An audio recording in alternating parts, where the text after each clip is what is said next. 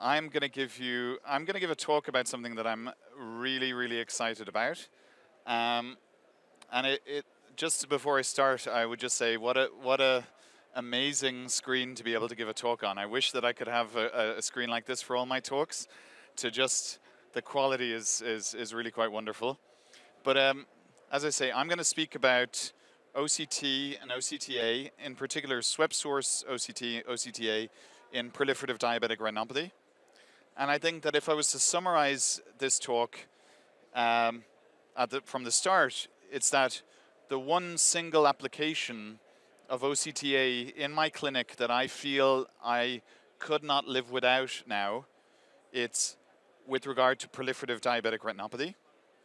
That's number one. And number two, my prediction is that 2 or 3 years from now, everybody is going to be using OCT and OCTA in the monitoring of the treatment of our patients with proliferative diabetic retinopathy. And in fact, across all the patients with diabetic retinopathy. Now, these are my disclosures, including speaker fees for Topcon. So the background to this lecture is some frustrations that I had as a junior doctor in Moorfields Eye Hospital treating patients with diabetic retinopathy, and in particular treating patients with proliferative diabetic retinopathy. And in Moorfields, and I'm sure it's similar in many clinics around the world, there would be these very, very busy diabetic retinopathy clinics, and there would be typically one resident who was assigned to do all the laser treatment on all the patients in the clinic, in the public health system. And so that resident would have like 20 or 30 patients that they have to do pan-retinal photocoagulation on.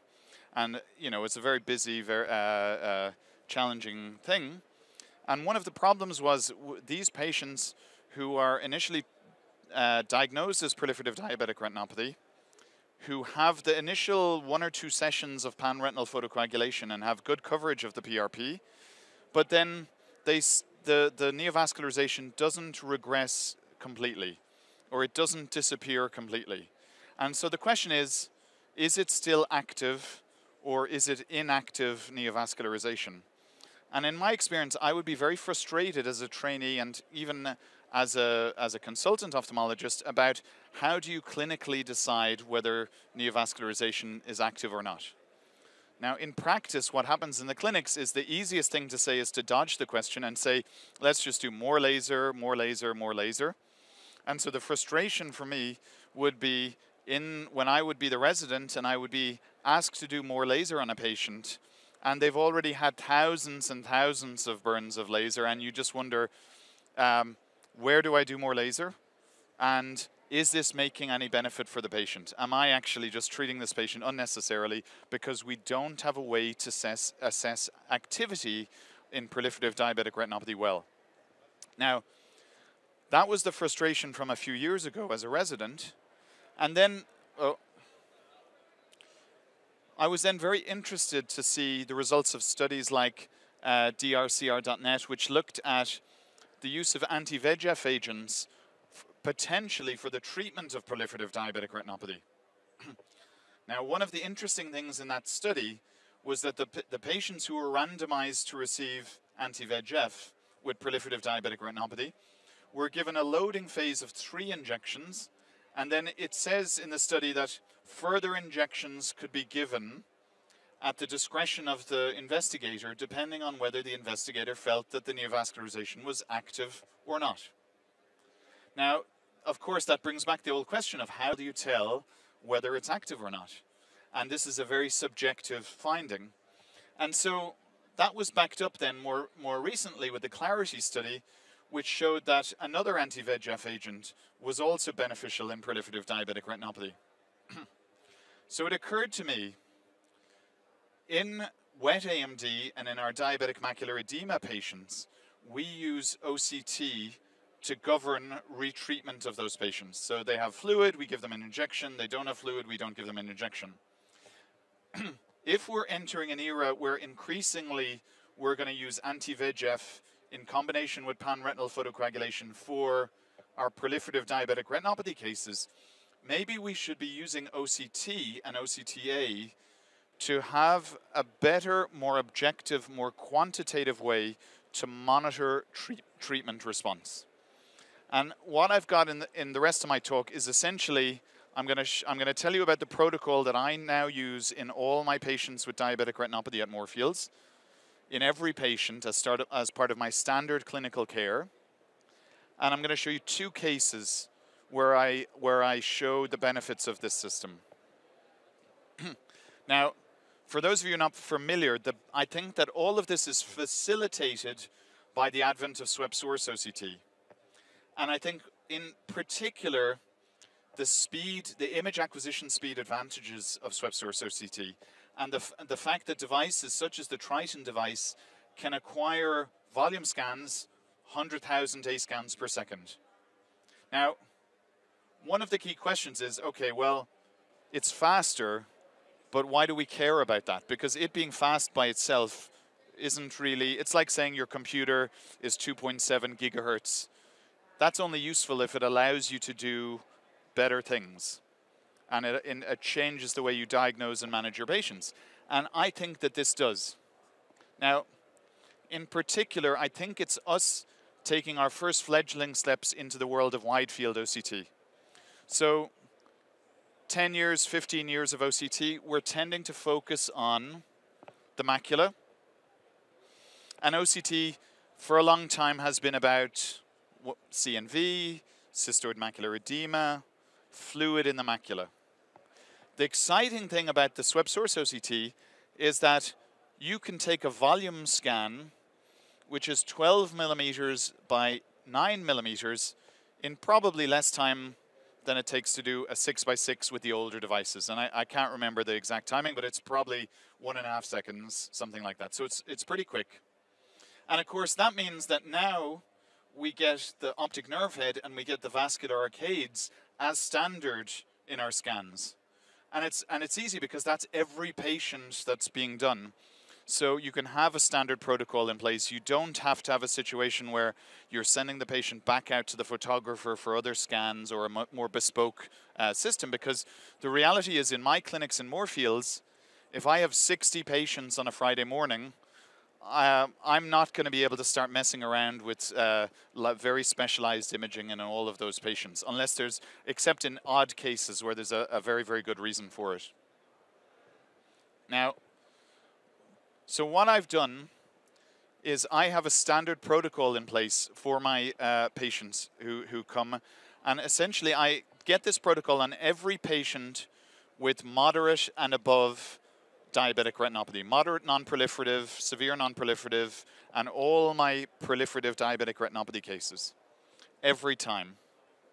Now, this is what I've worked out, but I also acknowledge that the software is getting better at such a rapid pace that I may get suggestions after this talk of better ways to do it, but this is what I've been doing. So, essentially, I get the photographers to do a line scan, and I'll show you one of those. So those are the high definition scans, and it's a single scan, and I love those because those are usually the prettiest images, the images that I want to show in presentations. If I want to publish a paper, I want to show those images.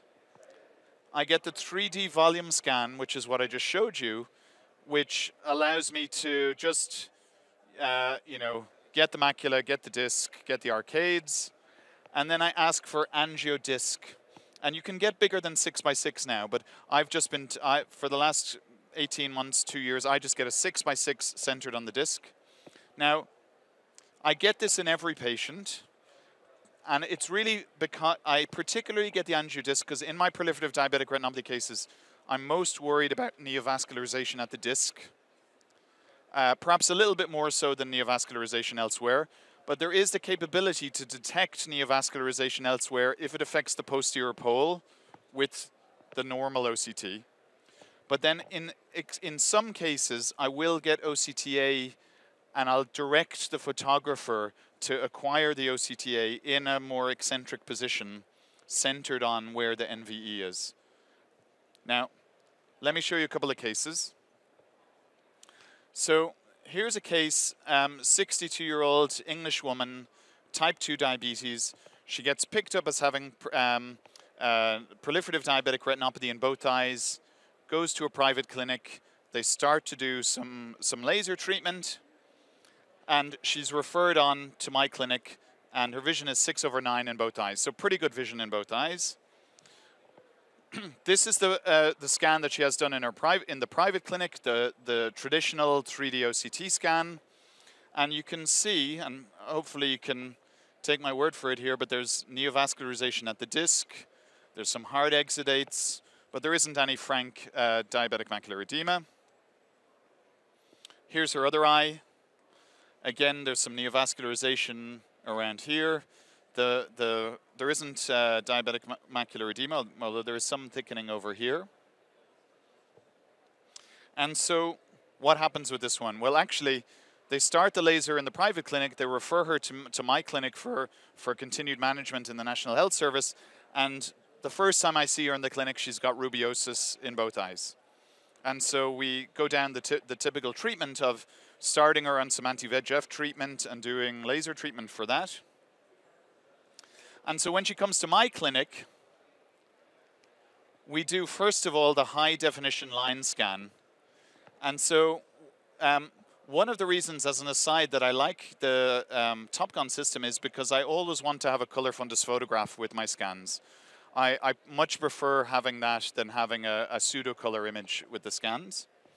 And look at the quality then of the high-definition line scan, where you're getting the choroid, getting the diabetic macular edema that's developed. But what I would suggest to you is that the thing that you must become really interested in is tissue growing on the surface of the retina, whether that's on the surface of the optic disc or whether that's elsewhere. And when you're looking at your scans, this is a very obvious example, but sometimes it's just like a little white-ish area like this, and you almost have to train your eye to pick up this little area, because ultimately neovascularization in diabetic retinopathy is defined by breaking through the internal limiting membrane and growing on the surface of the retina. That's how you ultimately distinguish between an intraretinal abnormality and neovascularization elsewhere or at the disc. Now, here is the main thing that we're interested in. And we do the angiodisc. And what you can see is very nicely that there's the neovascularization at the disc. Now, a key point that I want to highlight, though, is that in a lot of these patients, rubeosis, proliferative diabetic retinopathy, cataracts, they often have motion artifacts with them, or you might struggle to get very high quality scans in some cases, and sometimes the en face images don't show this as beautifully as you would like. But what you must do then is learn to turn on down here to turn on the flow image. And so then what you have to get into the habit of doing is scrolling through the B scans with the flow superimposed, so that even if you don't see a beautiful neovascular tissue like this, what you see is there is tissue on top of the ILM that is very perfused. And that is what you're worried about. So even in a 95-year-old patient who can't fixate, you can still make clinically meaningful decisions on the basis of some of these things. Now, let me show you some other examples. Here's the other eye. Again, you can see the neovascular tissue like so. Here's the OCT, and then look at this tissue growing on top of the retina. That is bad. And then it's no surprise when we do the angiodisc, you see the florid neovascularization. Now, one of the things that I'll tell you is that a lot of the time, you can have small areas of neovascularization, or what you think might be small areas clinically, or you can sometimes miss things, or the resident might miss things clinically. We all know that maybe if you rush when you're examining the patient at the slit lamp, you might miss neovascularization at the disc. Now, this is very useful for me because even if I don't examine the patient, but the resident has seen the patient, I can see this tissue. And then what's interesting is that often there's much more neovascularization than you imagine clinically when you examine these patients. And sometimes you can get shocked by it. So we see the net, and again, we see the flow within the neovascular tissue. Now, one of the problems as well is even in patients that with good fixation, good quality, sometimes the neovascular tissue, there's a tractional element to it, and there's a very big distortion of the anatomy. Now, the problem is that sometimes the segmentation doesn't capture that exactly, and so then that's also to re-emphasize why you need to look at the flow images superimposed on these. And I might have another cuts here. So here's the cut here. This composite image is also really nice for looking at the neovascular tissue as well. And so what did we do with this patient? Well, they had 5 anti-VEGF injections into both eyes, and they had a lot of panretinal photocoagulation to both eyes. And so when were they last seen? Well, she comes back into us November 2017. Clinically, it looks much, much better, like a lot of it has regressed. But what's interesting is that there's still a lot of this tissue here. And if you look carefully, clinically, you can see that there's something still there on the disc. And so that would tie into this clinical problem that I said is like, do you just keep lasering this person over and over again? Or at what point do you just say, this is inactive? And how do you judge that? And so here's her angiodisc, her OCTA, and you can see that the neovascular tissue is gone, pretty much. And you can see that it doesn't have the perfusion through it, the red dots there. So this could be a much better way to assess whether there's activity of this tissue. Now the caveat is you must be very careful because sometimes they might just still have an anti-VEGF on board and it's stopping the flow. And so when that wears off, this comes back. So this, and by the way, this is still something that is still in its infancy in terms of clinical use. So if you're uncertain, you must always ultimately base your decision on the gold standard clinical examination if you're in doubt, and closely monitor these. Let me see if we can show the, this is the same eye, but we can see some different cuts through it. Here's the other eye. There's the tissue like so. You can see some of the laser scars down here. And again, the neovascularization at the disc is gone. There's none of those red dots in that location. And another cut like so, and like so. So what do we do with this patient? Well, we're under no illusions that this patient is out of the woods until we've actually followed her up for a long time. And we're still very much closely monitoring her, but so far so good. Fingers crossed, she's doing well. Okay, so that was the first case. Let me show you one more case, and then I'm happy to take any questions then after about this. So that's the main way that I use OCTA in my diabetic retinopathy patients. So it's 2 main applications. It's early detection. So in other words, resident has seen the patient or the fellow has seen the patient, and I have, on top of their clinical examination or my clinical examination, I have a way to help pick up very early neovascular tissue. The other way is we've diagnosed proliferative diabetic retinopathy, and you could say, well, that's not that difficult to do. We've diagnosed it, and now we want to have an objective way to monitor the response to treatment. But in this case, I'm going to show you something a little bit different, which is how we can use wide field OCT and OCTA as a way to help guide surgical intervention in these cases.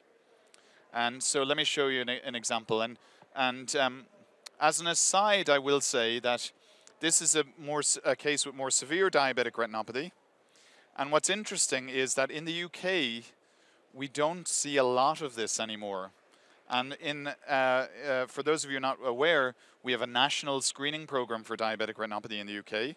And so actually, diabetic retinopathy is no longer the #1 cause of blindness in people of working age because of our screening program. And so a lot of the time, the people who come to us with very advanced disease are people who've just come to the country from other countries and they've had their first eye check and they've got severe disease. So This is an example that you'll see here. It's a woman who's come to London from Angola, and she's referred from the Diabetic Retinopathy Screening Service, and her vision is down 6/18, 6/12, so 20/40 or a little bit worse in each eye. And the first day she comes in the clinic, she looks like this. And aside from the fact that she's not in a good situation in her eyes, I think you have to say these are beautiful images. And it's again just illustrating the high definition line scans, and you can see almost every little red blood cell floating around. You can see the diabetic macular edema, which might have a little bit of blood within it. And then you can see the tractional tissue and this kind of partial detachment of the posterior hyaloid. And then of course, as we'll go through when I show you the volume scan, you're going to see how this looks. So here's your volume scan. So that's your 12 millimeter by 9 millimeter volume scan. And what we can do is here we've taken the cut above the disc, and I'm going to show you a few cuts just to really kind of show the tractional element of this. So here's the traction just above the disc. You can see it beautifully on the red free as well. Here's a similar cut just below the disc. And it seems like it's almost like a splitting of the retina more than actually pulling the retina off at this point. And then I just, for the fun of it, showed a scan through this area of pre-retinal hemorrhage just to show you the way that pre-retinal hemorrhages looks on the scans. And here's the other eye. So this unfortunate woman is presented with bilateral tractional retinal detachments. And what I want you to pay attention to here, and actually it does look so much more dramatic on the red free images, is have a look at her fovea. Vision is 6/9 in this eye, and actually her fovea looks okay, relatively speaking, of course. Now we look at some other cuts, and you can see this traction element down here, below the optic disc, and then above you can see this, multiple areas of pulling on the retina. So just try and remember how she looks now. So what happens? Well, in the UK we have medical retina specialists like myself and surgical retina specialists, and so I immediately refer her for surgical intervention, and she has a vitrectomy and delamination done in her right eye in September 2017. She gets an anti-VEGF 1 week before the surgery, which seems to be their common practice now. And she comes back and she looks like this. This is the scan that they did in the vitreoretinal clinic, and anatomically she looks a lot better. Now look at the contrast actually between, this is the same scan done on the Triton versus the 3D OCT on the same day, and you just get, it's just a much more beautiful image. And anatomically now she looks amazing. Visual acuity is still pretty much the same after the surgery, but certainly looks a lot better. But at 6/18, 6/12, we decide that she does have this thickening, but it is, we think, more mechanical in nature. And so at this point we decide, okay, let's leave this alone at least for a short period. Let's just let her settle after the surgery. There's just another cut through there. And what's interesting is that she's being followed up by the surgeons after her operation, and in March 2018 she comes into them and they look at her left eye, and the visual acuity is still 6/9, so better than 20/40 in her better seeing eye. And on the old Topcon OCT they have this retinal thickness map. And to be honest, I'm not even sure if they even particularly looked at this, because the vitreoretinal surgeons are often much more clinical in the way that they make their decisions. And they say in the notes, macula on TRD, observe.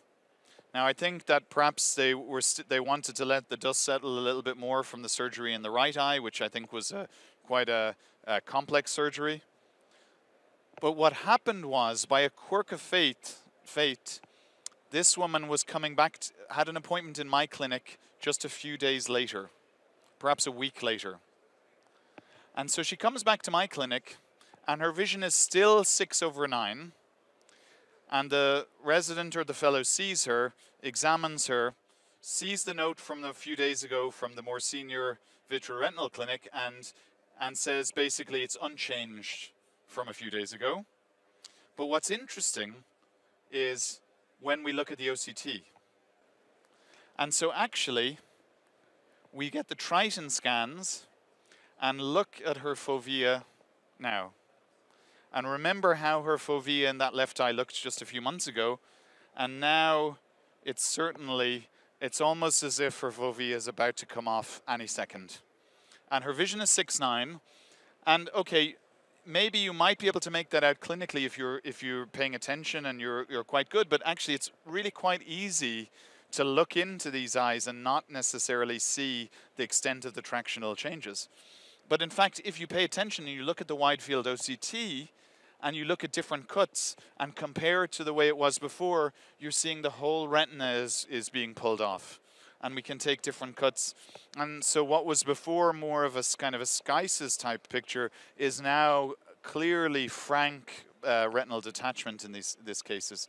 You can see on this cut down below, and then I think there's one more. Look, it's like way off. And our vision is still 6/9. So we contact my colleague who did the surgery on the other eye, and we say, look, you need to operate on this woman.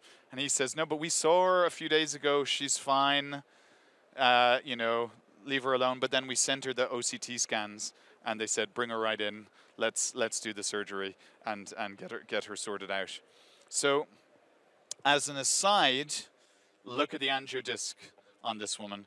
Now, what this alludes to is the fact that the en face images don't always show you the beautiful neovascularization, because if there's a tractional detachment, the anatomy is so distorted and the segmentation gets confused. But you can still get clinically meaningful information, because actually look how angry and perfused the neovascularization is on the disc. And in fact, if we zoom in here, let me see if I can show it.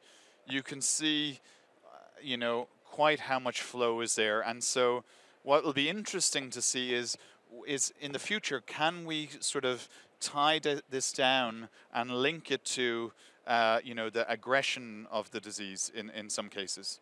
So I think what I'm getting at is that these are first steps in us as retina specialists figuring out how to use this to monitor our patients. So this woman had her vitrectomy and DLAM in her left eye after that. Now, just to conclude then, what are my take-home points from this? Well, I think the first is that wide field is key. We must move away from macular scanning of macular edema or choroidal neovascularization. I think that we as ophthalmologists and as retina specialists and other healthcare professionals looking at eyes need to be able to interpret OCT and OCTA through the disc and through the arcades, and I think increasingly through the peripheral retina. I think for me the posterior pole is the danger area. So of course with the 12/9 scan there's a lot that we don't capture that's more peripheral, but if we capture, so I'm most worried about NVD and I'm most worried about neovascularization elsewhere that's near the posterior pole. And I guess it's not as clinically worrying if we miss a tiny area of neovascularization much more peripherally, or at least if we don't jump in straight away to treat those. I think it facilitates quick review. If you're in a situation where you're in a clinic where you've got 60 patients to see in you know, a morning, and the residents or the fellows are seeing some of those patients, then you can look at the scans of all those patients, you can examine some of the patients yourself, and it really helps with the workflows. I think that flow is the key to judging activity. And I think this idea that if you've got neovascularization that's perfused, that is something you should be much more worried about and potentially treating much more aggressively. I think it may help with objective surgical intervention, and this is again born from my frustrations about when is the appropriate time to surgically intervene. And And we certainly have some patients with tractional retinal detachments that are not involving the macula that have been stable for a long time. And actually, you would probably do the patient more harm than good by jumping in. But this is a first way for us to try and objectively quantify those things. And really, I would say there's lots more to come. As I've said earlier, the software is getting better all the time. The analysis tools are getting better all the time. And, you know, this is you know, I'm more of a macular degeneration person than a diabetic retinopathy person, to tell you the truth. But in the last couple of years, that's flipped. And now what I'm interested in is the diagnostic imaging in these cases. So last but not least, if you want to give me an email about that, or if you have any questions or any comments, I'm always happy if you get in touch. Thank you very much.